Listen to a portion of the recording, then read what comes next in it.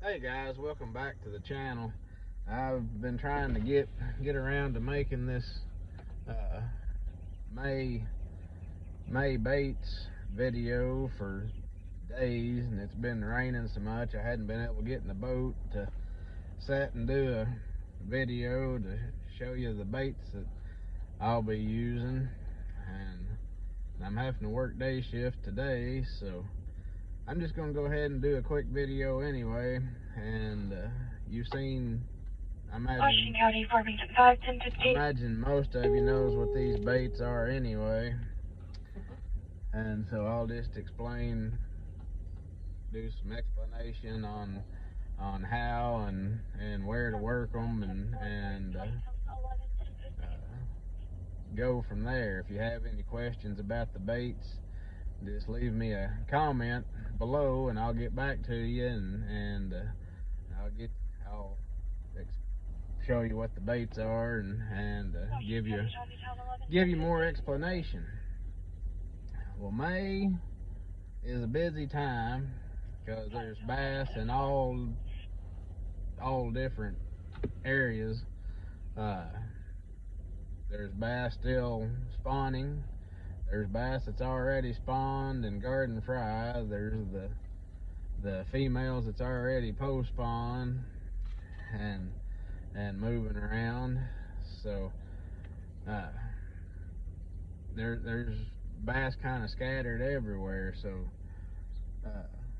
you just have to check your water to see what the bass is doing, or where the bigger population of bass are. You can check the banks and see if there's still a decent population of bass up there spawning.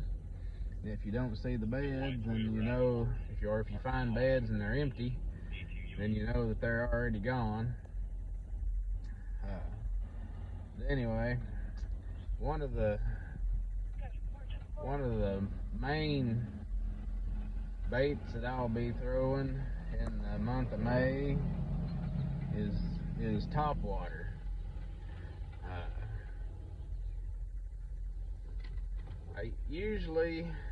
I may throw a buzzbait some, or a whopper plopper some, just as a search bait, trying to see if I can find fish. But for the most part, I'll be using something like a popper style, or a prop bait like a devil's horse, something that you can make sit there for a little longer and hover above the fish, or if you can see the fry that they're guarding,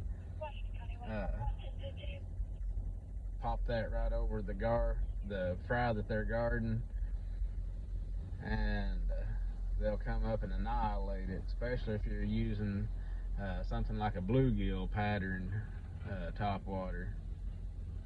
Because the bluegill's still trying to get their fry, just like the bluegill was trying to get their eggs.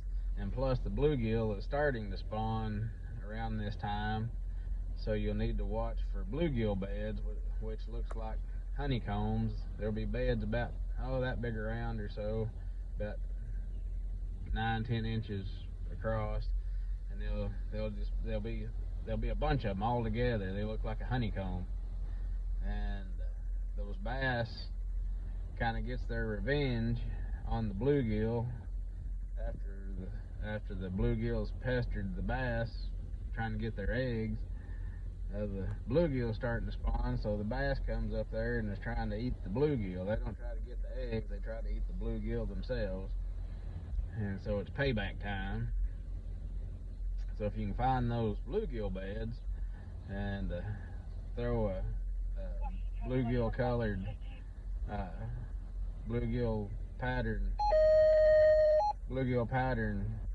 topwater, it'll pop in a style, or a prop style, or even a walking style bait that you can kind of keep over them for a little bit. You can catch a lot of nice bass that way. Another thing to throw this time of year, up shallow, I kind of put these two baits in the same category as either a wacky rig worm, wacky rig wacky rigged Cinco or wacky rigged trick worm.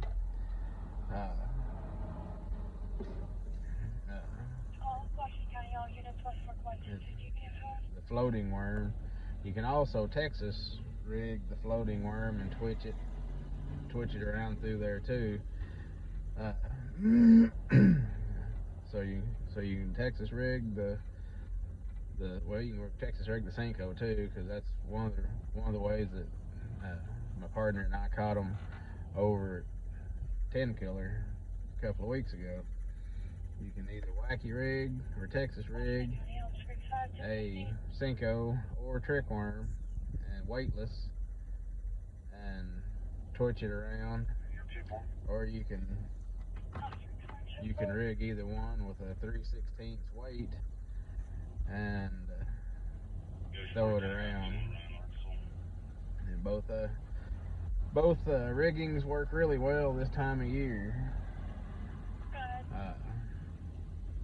Another thing that I will have tied on will be a bluegill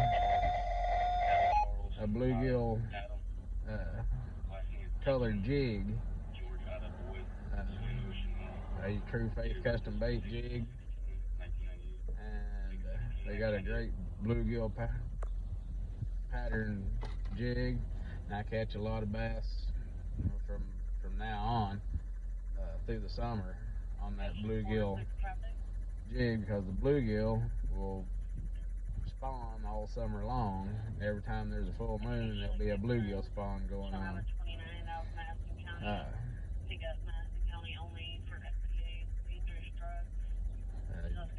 Just throw that jig in and around cover,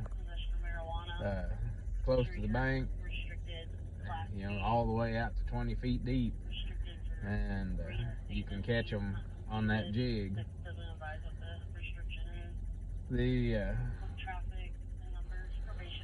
Excuse me.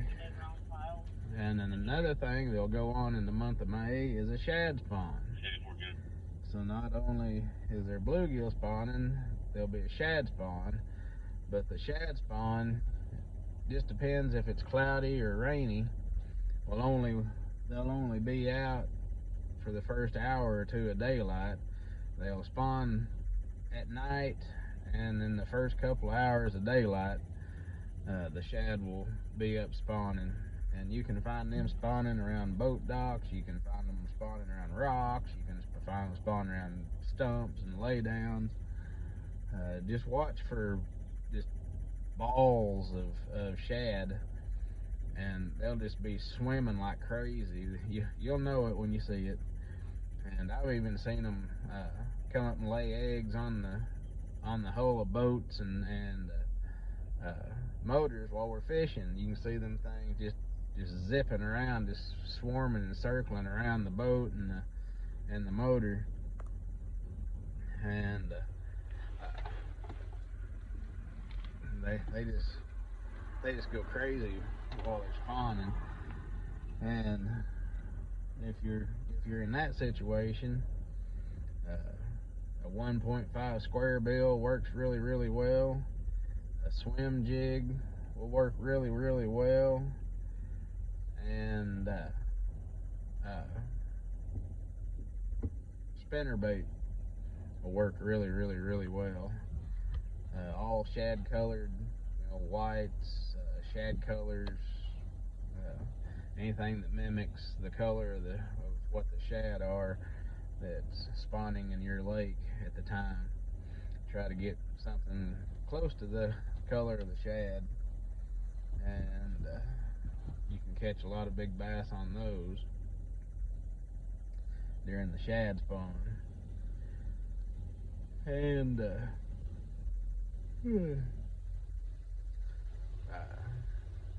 last but not least, I'll have a tube tied on. I'll have a flipping tube to flip around shallow cover. Then I'll have a regular 3.5 inch tube tied on to fish out deeper. The flipping tube flipping tube I'll have tied on Texas rig with a 3/16 ounce weight on it. But the regular tube I'll have up to about a 1/4 ounce. I usually use a 1/4 ounce tube head to slide up in there and throw it on. And I'll be throwing the regular tube off of points and rocky banks around chunk rock. I won't get into too much wood with the tube because it's got an exposed hook. The flipping tube, of course, is Texas rig, and I'll be pitching it around a little wood cover. But the regular tube, you don't want to get around too much wood cover because you'll have it hung up all the time. But it's really good on rocks and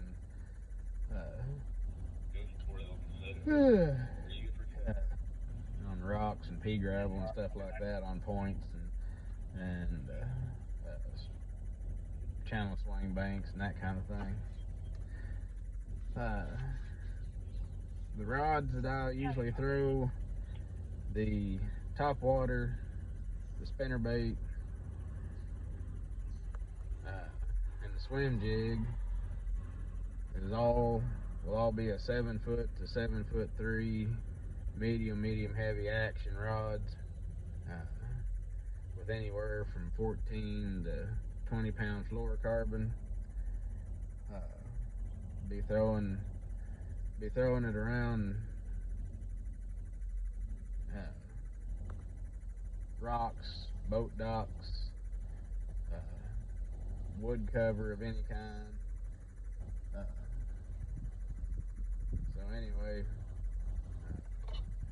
and of course the shad spawning areas, the bluegill spawning areas, any areas like that, be throwing those baits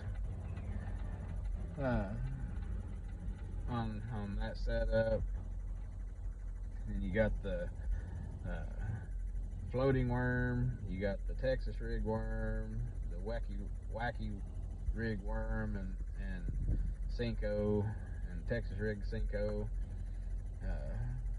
Most of the time, I won't say all the time, but most of the time I will have all of those baits on a spinning rod, anywhere from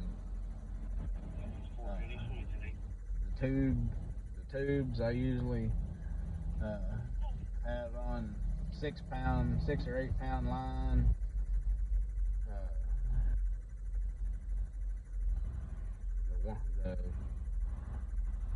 The worms, Cincos and worms, kind of depends on the cover I'm fishing. I'll have it anywhere from 6 to 12 pound line, all fluorocarbon. The worms just depends on which way I'm fishing it. If it's wacky rig, I'll throw it out there and either let it go to the bottom before I start twitching it and letting it go back down to the bottom, or if the fish seem to be suspended, you can let it go down just a certain distance. If you see them suspended, you can count it down to that depth and then twitch it back up so it comes back up over their head, and then let it fall back down and to their level, or maybe a little under, and then twitch it back up to where it's over the level of the fish. You can do that to the wacky rig or the floating worm.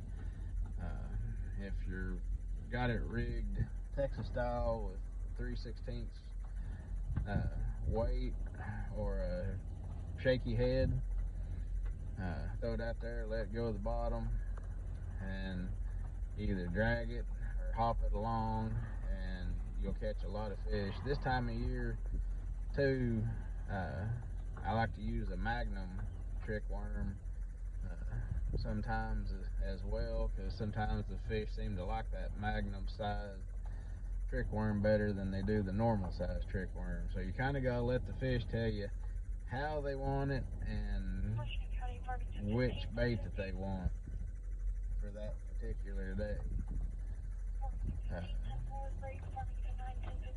Of course, the tubes, I'll just hop them along out there in deeper water. Let's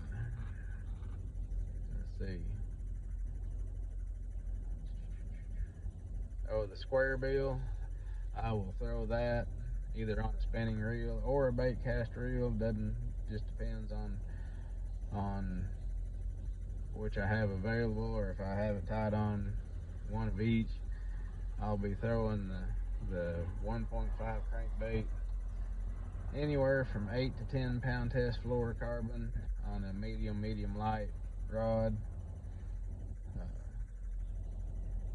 I'll be throwing that around rocks, boat docks, in and around wood cover, because square bills come through wood really great. You'll want to do a stop and go retrieve. You know, you can catch a lot of fish just winding it in, but I like to impart just a little more action. You know, reel it and stop it, reel it and stop it. Sometimes burn it and stop it, burn it and stop it, burn it and stop it. And then other times you can burn it and stop it and give it a couple of twitches and then let it set and then burn it and stop it, reel it and stop it. You know, just put in some erratic action and see which way the fish likes it the best that day. They don't want it the same every day. Wish it was that easy. But sometimes they want you burning it and stopping it. Other days they want you reeling it and stopping it. Other days they'll hit it as you twitch it. It just depends on the mood of the fish that day. So anyway, those are the baits that I will have tied on in the month of May, and a little bit more toward the end of the month, I will be tying on a Carolina rig. The Carolina rig is an awesome bait after the fish start moving out to the ends of the points and in deeper water this time of year. You can catch a lot of bass on a Carolina rig. But anyway, those are the baits that I'll be fishing in the month of May. It's kind of you just got to find what stage the bass are in and where they're at, and find which bait that they're wanting to hit that day and how they want it worked. But anyway, I'm gonna get back to work. Y'all have a blessed day. Thank you for watching, and please hit the subscribe and share and buttons, and I will talk to you soon. Have a blessed week.